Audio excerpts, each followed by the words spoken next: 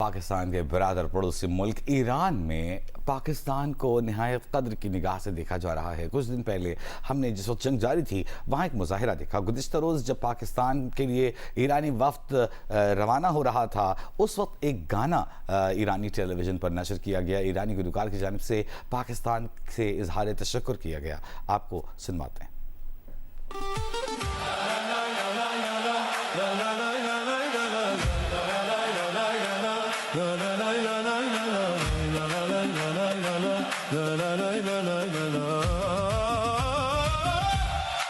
از صحرا تا کوها دعا برای صلح بود، در هر دل نوری از امید صلح بود. وقتی ابرای جنگ همه جا سایه افکند، این تو بودی که راه آرامش را نشان دادی.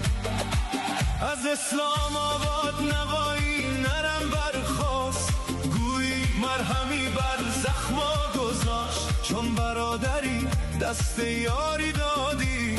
پاکستان تو دلها را بردی، پاکستان از دل تشکر چراغ صلح را روشن کردی.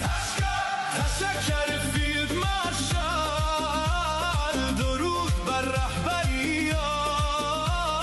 تشکر وزیر اعظم برای هر تلاش صلح‌آمیز.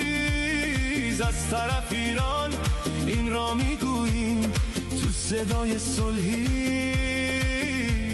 نور انسانیت.